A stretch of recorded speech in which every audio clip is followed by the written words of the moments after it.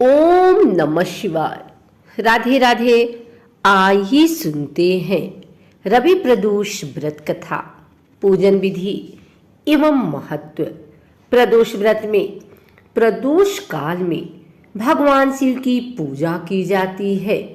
प्रदोष काल सूर्यास्त से 45 मिनट पहले से शुरू होकर सूर्यास्त के बाद 45 मिनट तक रहता है। प्रदोष व्रत जब सोमवार को पड़ता है तो उसे सोम प्रदोष व्रत, मंगलवार को पड़ता है तो उसे भौम प्रदोष व्रत, और जब रविवार को पड़ता है तो उसे रवि प्रदोष व्रत कहते हैं। आइए जानते हैं रवि प्रदोष व्रत की पूजा विधि। प्रदोष व्रत करने के लिए मनुष्य को व्रत वाले दिन प्रातः सूर्योदय से पहले उठना चाहिए।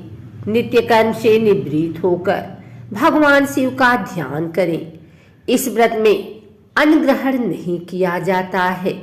फिर पूरे दिन उपवास रखने के बाद शाम में सूर्यास्त से 1 घंटा पहले फिर से स्नान आदि कर साफ वस्त्र धारण करें।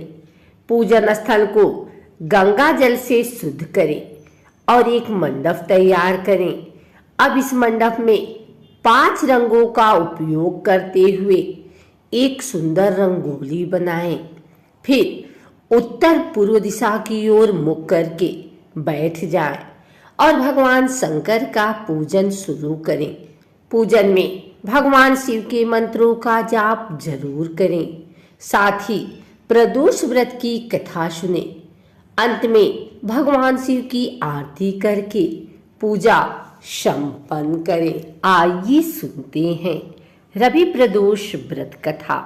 त्रयोदशी के दिन जो वार पड़ता है उसी का त्रयोदशी प्रदोष व्रत करना चाहिए और उसी दिन की कथा सुननी चाहिए।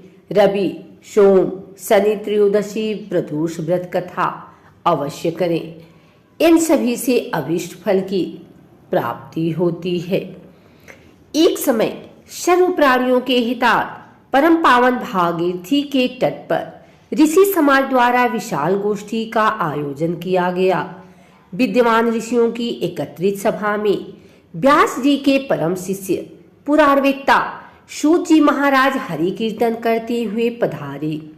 सूत जी को देखते ही शौनक आदि 88,000 ऋषि मुनियों ने खड़े होकर दंडवत प्रणाम किया। महाज्ञानी सूत जी ने भक्ति भाव से ऋषियों को हृदय से लगाया तथा आशीर्वाद दिया। विद्यमान ऋषिगण और सब शिष्य आसनों पर विराजमान हो गए। मुनिगण विनीत भाव से पूछने लगे कि हे परम दयालु, कली काल में शंकर की भक्ति किस आराधना द्वारा उपलब्ध होगी? हम लोगों को बताने की कृपा कीजिए, क्योंकि कलयुग के सभी प्राणी पाप कर्म में रत रहकर वेद शास्त्रों से विमुख रहेंगे। दीनजन अनेकों संकटों से त्रस्त रहेंगे। हे मुनि श्रेष्ठ, कली काल में सत्कर्म की ओर किसी की रुचि न होगी। जब पुण्य क्षीण हो जाएंगे तो मनुष्य की बुद्धि असत कर्मों की ओर खुद ब खुद प्रेरित होगी, जिससे दुर्विचारी पुरुष वन सहित समाप्त हो जाएंगे। इस अखिल भूमंडल पर जो मनुष्य ज्ञानी होकर ज्ञान की शिक्षा नहीं देता, उस पर परमपिता परमेश्वर कभी प्रसन्न नहीं होते हैं।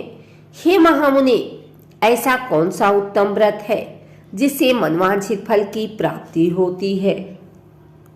आप कृपा कर बतलाइए। ऐसा सुनकर दयालु हृदय श्री सूत जी कहने लगे कि हे श्रेष्ठ मुनियों तथा शौनक जी, आप धन्यवाद के पात्र हैं। आपके विचार सराहनीय एवं प्रशंसनीय हैं। आप वैष्णव अग्रगण्य हैं, क्योंकि आपके हृदय में सदा परहित की भावना रहती है। इसलिए हे शौनक, शौनकादि ऋषियों, सुना, मैं उस व्रत को तुमसे कहता हूँ जिसके करने से सब पाप नष्ट हो जाते हैं। धन वृद्धि कारक, दुख विनाशक, सुख प्राप्त कराने वाला, संतान देने वाला, मनवांछित फल प्राप्ति कराने वाला, यह व्रत तुमको सुनाता हूँ, जो किसी समय भगवान शंकर ने सती जी को सुनाया था और उनसे प्राप्त यह परम श्रेष्ठ उपदेश मेरे पूज्य गुरु जी ने मुझे सुनाया था, जिसे आपको समय पाकर शुभ बेला में मैं सुनाता हूँ। बोलो उमापति शंकर भगवान की जय। सूत जी कहने लगे कि आयु वृद्धि स्वास्थ्य लाभ हेतु त्रयोदशी का व्रत करें। इसकी विधि इस प्रकार है। प्रातः स्नान कर निराहार रहकर शिव ध्यान में मग्न हो शिव मंदिर में जाकर के पूजा करें। पूजा के पश्चात अर्ध पुण्य त्रिपुर का तिलक धारण करें। बेलपत्र चढ़ावें, धूप दीप अक्षत से पूजा करें। ऋतुफल चढ़ावें। ओम नमः शिवाय मंत्र का रुद्राक्ष की माला से जप करें। ब्राह्मण को भोजन कराकर सामर्थ्य अनुसार दक्षिणा दें। सत्य भाषण करना परम आवश्यक है। हवन आहुति भी देनी चाहिए। इसके बाद मौन व्रत धारण करें। व्रती ओम ह्रीम क्लीम नमः शिवाय स्वाहा मंत्र का आहुति दें। इससे अभीष्ट फल की प्राप्ति होती है। व्रती पृथ्वी पर शयन करें। एक बार भोजन करें, इससे सर्व कार्य सिद्धि होते हैं। श्रावण मास में तो इसका विशेष महत्व है। यह सर्व सुख धन आरोग्यता देने वाला है। यह व्रत सभी मनोरथों को पूर्ण करता है। हे ऋषिवरों, यह प्रदोष व्रत जो मैंने आपको बताया, किसी समय शंकर जी ने सती जी को और वेद व्यास मुनि ने मुझको सुनाया था। शौनकादि ऋषि बोले, हे पूज्यवर महामते, आपने यह व्रत परम गोपनीय मंगलप्रद कष्ट निवारक बतलाया है। कृपया यह बताने का कष्ट करें कि यह व्रत किसने किया और उसे क्या फल प्राप्त हुआ। श्री सूत जी बोले, हे विचारवान ज्ञानियों, आप शिव के परम भक्त हैं। आपकी भक्ति देखकर मैं व्रती पुरुषों की कथा कहता हूँ। एक गांव में अति दिन ब्राह्मण निवास करता था। उसकी साध्वी स्त्री प्रदोष व्रत किया करती थी। उसे एक ही पुत्र रत्न था। एक समय की बात है, वह पुत्र गंगा स्नान करने के लिए गया। दुर्भाग्यवश मार्ग में चोरों ने उसे घेर लिया और वे कहने लगे कि हम तुम्हें मारेंगे, नहीं तो तुम अपने पिता के गुप्त धन के बारे में हमें बतला दो। बालक दीन भाव से कहने लगा कि बंधुओं, हम अत्यंत दुखदीन हैं, हमारे पास धन कहाँ है। तब चोरों ने कहा कि तेरे इस पोटली में क्या बधा है। बालक ने निसंकोच कहा कि मेरी माँ ने मेरे लिए रोटियां दी हैं। यह सुनकर चोरों ने अपने साथियों से कहा कि साथियों, यह बहुत ही दीन दुखी मनुष्य है, अतः हम किसी और को लूटेंगे। इतना कहकर चोरों ने उस बालक को जाने दिया। बालक वहां से चलते हुए एक नगर में पहुंचा। नगर के पास एक बरगद का पेड़ था। वह बालक उसी बरगद के वृक्ष की छाया में सो गया। उसी समय उस नगर के सिपाही चोरों को खोजते हुए उस बरगद के वृक्ष के पास पहुंचे और बालक को चोर समझकर बंदी बना राजा के पास ले गए।